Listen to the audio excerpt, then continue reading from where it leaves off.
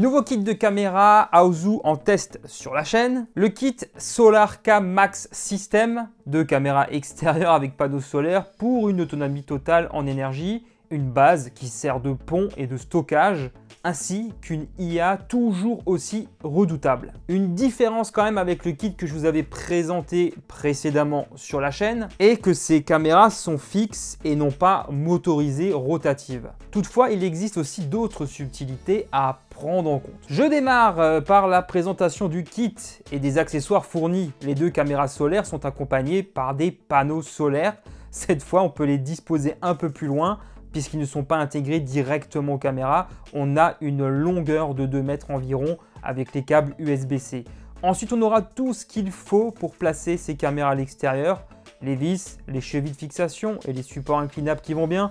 Il y a une base qui sert de pont et de stockage avec 32 Go de mémoire intégrée. Il doit être relié en Ethernet obligatoirement pour fonctionner, ainsi qu'à son alimentation électrique bien évidemment.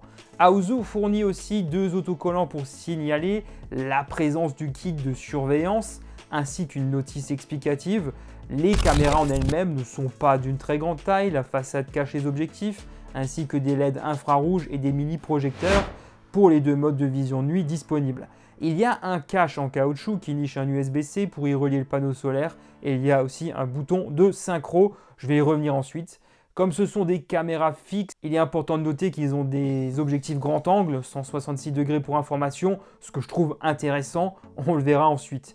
5 mégapixels pour une définition 3K, elle communique en Wi-Fi avec la base directement. Selon la marque, on peut d'ailleurs équiper ce kit de 2 caméras supplémentaires pour information. C'est la même base que dans ma vidéo précédente. Voilà, je ne vais pas forcément trop m'y attarder.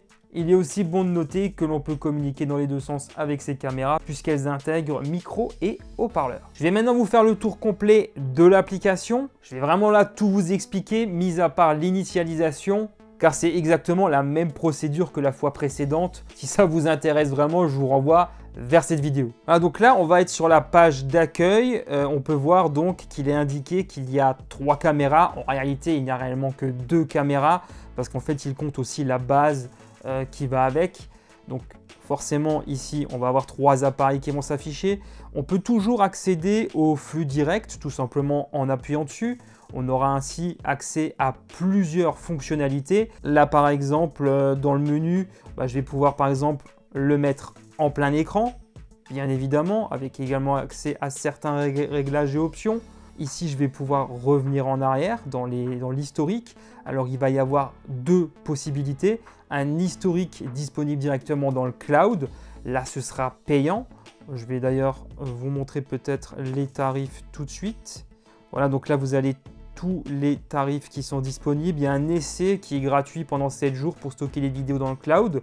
Ça peut être en fait une sécurité supplémentaire en plus voilà, d'avoir les vidéos stockées sur la base évidemment. Mais là, ce qui va être intéressant, c'est que l'on va aussi pouvoir accéder donc à tout l'historique directement sur la mémoire de la station, de la base, du pont. On a 32 Go de mémoire et on ne peut pas l'étendre. Selon Aozu, ça correspondrait à environ 120 jours d'utilisation. Alors ça va bien sûr dépendre de la fréquence des enregistrements. Les anciens enregistrements sont bien évidemment supprimés automatiquement au profit des plus récents. Donc on a aussi une indication ici sur ce qui a été détecté. Là par exemple, c'est une forme humaine.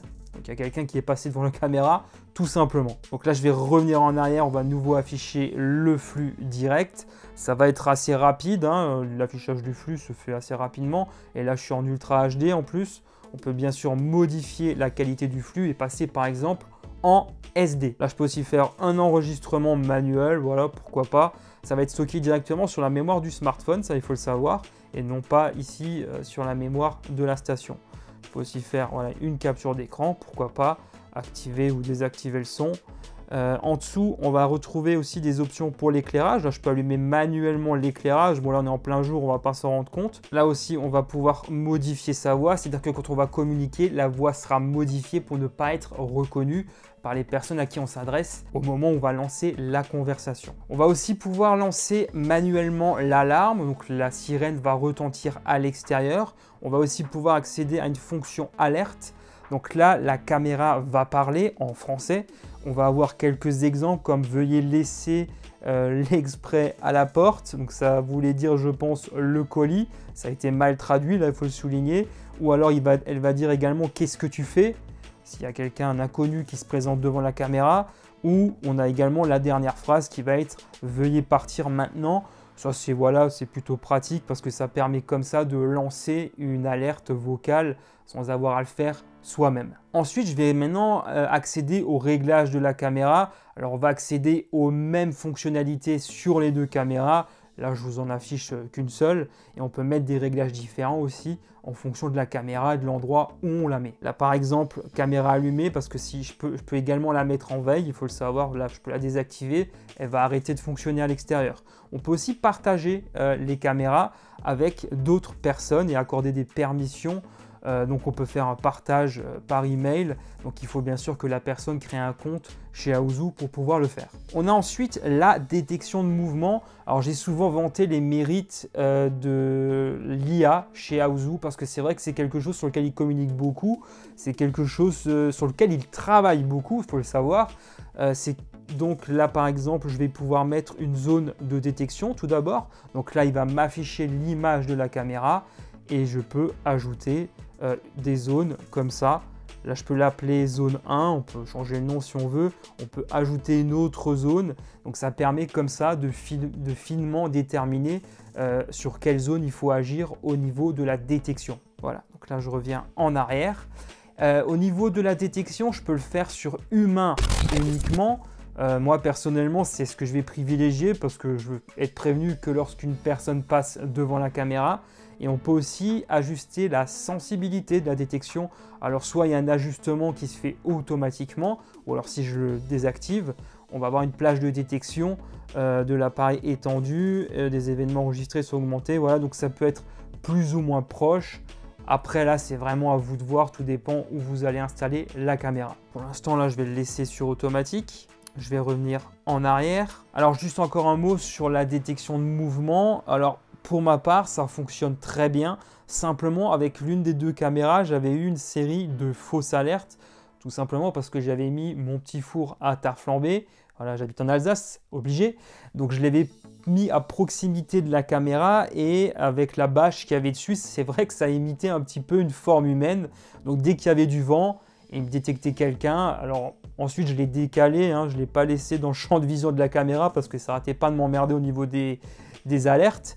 Et donc, je l'ai tout simplement enlevé et j'avais plus de problème.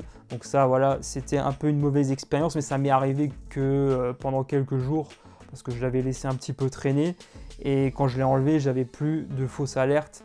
Donc ça, il faut le savoir. Après, je peux aussi activer ou non l'alarme automatique. Donc ça va faire retentir automatiquement la sirène. Alors moi, je ne l'ai pas activé personnellement pour ne pas emmerder les gens qui sont à proximité de chez moi. Mais voilà, on peut aussi le mettre à certaines périodes uniquement, définir des jours et des horaires. Et après aussi régler le volume de l'alarme, soit le mettre très fort et également faire clignoter le mini projecteur LED au même moment. Après, on a aussi les notifications. Alors, est-ce qu'on veut recevoir, on va dire, toutes les notifications tout le temps? On peut mettre en place un agenda, ajouter une période, jour et horaire encore une fois. Comme ça, vous le savez, je vais revenir en arrière. On a également deux modes de notification qui sont proposés, on va dire un mode immédiat et un mode intelligent. La différence entre les deux, c'est que le mode intelligent, il va traiter un petit peu plus longtemps, on va dire, l'alerte dès qu'il y aura une détection pour affiner les choses au niveau de l'algorithme. Donc la différence entre les deux, c'est ça. Moi, je l'avais laissé là en mode intelligent. J'avais aussi utilisé précédemment le mode immédiat. Alors, ce qu'il faut aussi savoir au niveau des notifications, c'est qu'elles sont enrichies d'une image.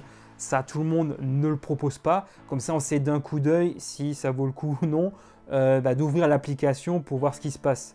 Moi, personnellement, j'apprécie particulièrement ce mode de fonctionnement parce que tous les constructeurs ne le proposent pas. J'ai pas souvent ce genre de notification enrichie et ça, c'est quand même assez appréciable. Et après, bien sûr, vous pouvez aussi le mettre sur le type de notification. En gros, rester, c'est quand quelqu'un campe devant la caméra. Le suivi intercaméra, c'est quand il y a une personne qui est détectée par les deux caméras à un même intervalle de temps. Et après la détection de forme humaine, hein, bien sûr, ou la batterie faible, ouais, pourquoi pas. Bon, les enregistrements cloud, on en a parlé juste avant. Dans vidéo et audio, on va avoir plusieurs modes. La définition d'image par défaut, qui est donc privilégiée. Donc là, moi, je l'ai laissé sur Ultra HD. Aucun souci pour accéder aux caméras, même à distance. Après, bon, moi, j'ai la fibre, donc c'est vrai que ça aide aussi. Ensuite, on a aussi le mode de vision de nuit avec le passage automatique selon la lumière ambiante. On a bien sûr aussi des options pour mettre en place le mini projecteur en complément et on peut aussi désactiver l'infrarouge, pourquoi pas. Après, c'est à vous de voir ce que vous privilégiez au niveau du mode nuit. Je vais y revenir d'ailleurs juste après. Après, on peut aussi ajuster le haut-parleur qui est intégré aux caméras. Comme je l'ai dit, on peut communiquer dans les deux sens.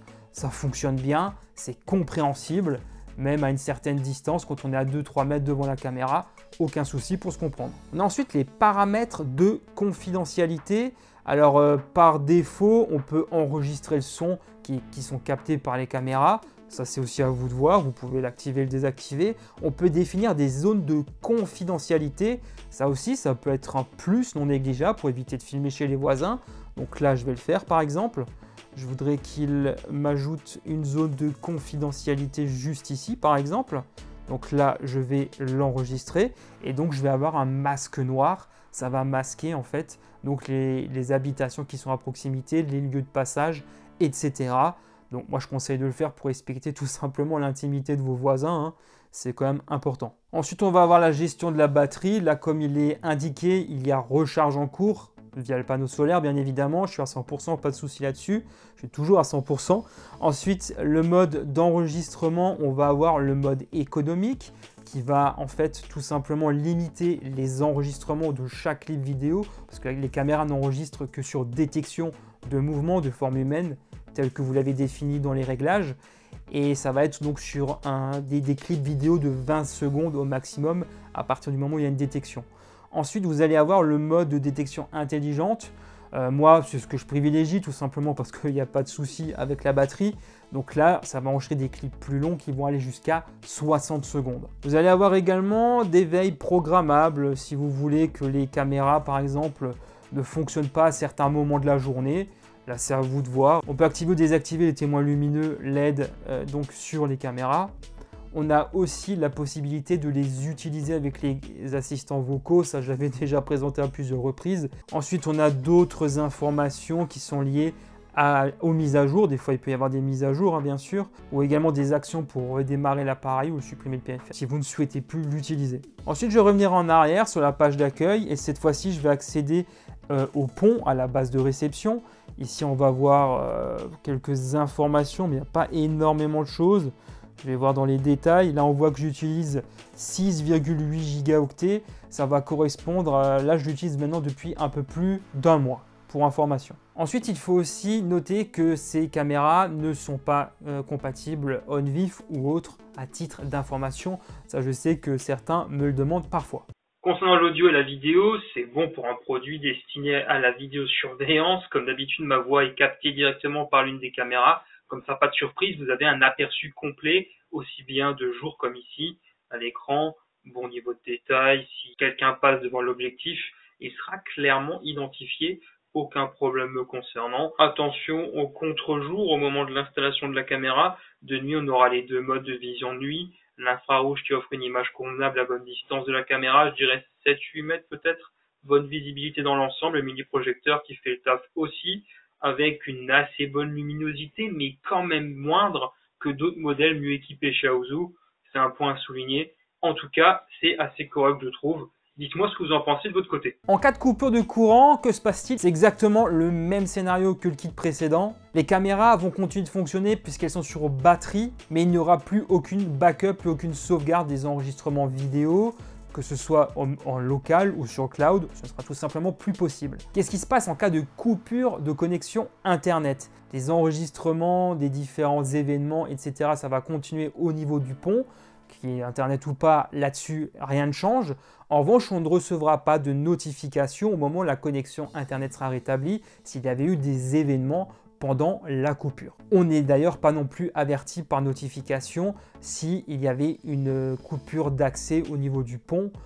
Ça aussi, il faut le savoir. C'est encore un excellent kit de vidéosurveillance, bonne qualité d'image dans toutes les conditions, application que je trouve toujours aussi simple et intuitive, ergonomique, même s'il y a toujours des petits problèmes de traduction comme on l'a vu. J'apprécie qu'en dehors du cloud pour le stockage, bien évidemment, il n'y ait pas d'abonnement à payer pour débloquer toutes les fonctionnalités liées à l'intelligence artificielle. Voilà, c'est inclus dans le prix du kit. Donc ça, c'est top. Voilà, vous retrouverez toutes les informations sur ce kit juste en bas en description, ainsi que son prix. N'hésitez pas non plus à me faire, vous, en retour, juste en bas dans les commentaires. Qu'est-ce que vous en pensez? Un grand merci d'avoir visionné cette vidéo jusqu'au bout. Comme d'habitude, n'hésitez pas à mettre un petit pouce pour me soutenir et de vous abonner pour ne pas rater mes prochaines vidéos en activant la petite cloche. Pour ma part, je vous retrouve très vite sur la chaîne et sur les autres réseaux sociaux où je suis présent. Les liens sont juste en bas en description. À très bientôt. Allez, ciao tout le monde.